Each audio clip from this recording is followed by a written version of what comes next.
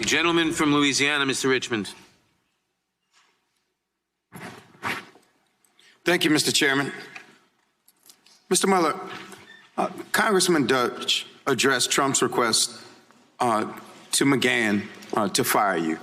Representative Bass talked about the president's request of McGahn to deny the fact that the president made that request. So I want to pick up where they left off, and I want to pick up with the president's personal lawyer.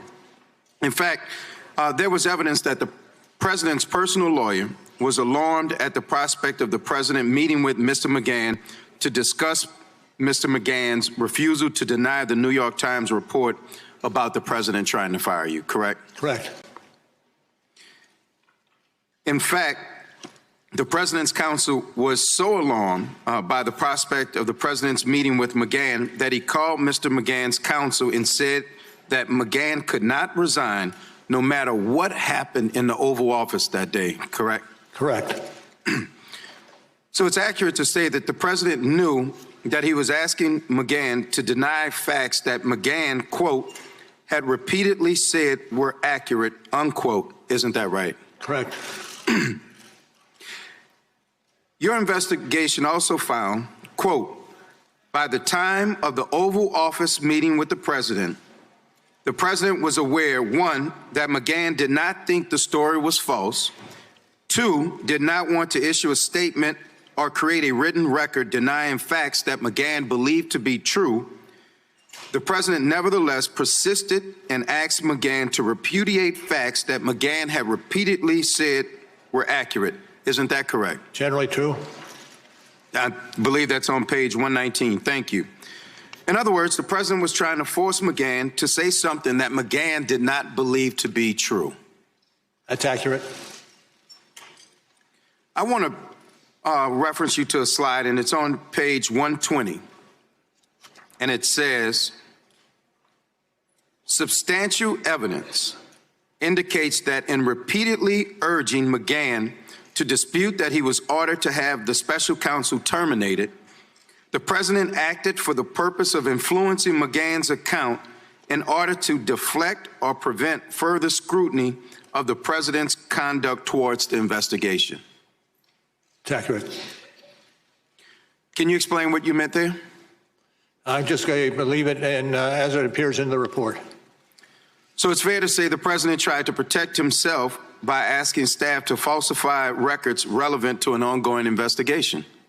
I would say that's generally a summary. Would you say that that action, the president tried to hamper the investigation by asking staff to falsify records relevant to your investigation? I'm just going to refer you to the report, if I could, for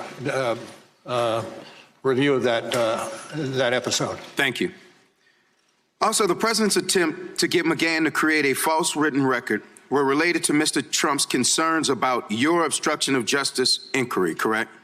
I believe that to be true. In fact, at that same Oval Office meeting, did the president also ask McGahn why he had told, quote, why he had told special counsel's office investigators that the president told him to have you removed, unquote?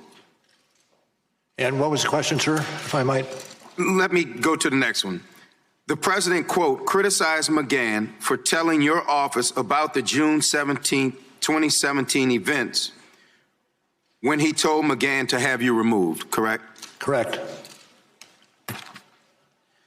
In other words, the president was criticizing his White House counsel for telling law enforcement officials what he believed to be the truth. I again go back to the text of the report. Well, let me go a little bit further. Would it have been a crime if Mr. McGahn had lied to you about the president ordering him to fire you? I don't want to speculate. Okay. Is it true that you charged multiple people associated with the president for lying to you during your investigation? That is accurate.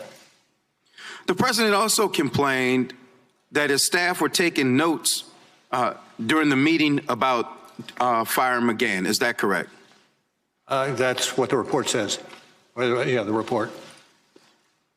But in fact, it's completely appropriate for the president's staff, especially his counsels, to take notes during a meeting, correct?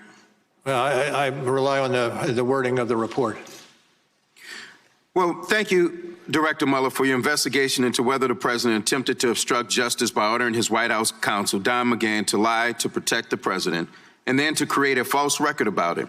It is clear that any other person who engaged in such conduct would be charged with a crime. We will continue our investigation and we will hold the president accountable because no one is above the law. Thank you. Hey there, I'm Chris Hayes from MSNBC. Thanks for watching MSNBC on YouTube. If you want to keep up to date with the videos we're putting out, you can click subscribe just below me or click over on this list to see lots of other great videos.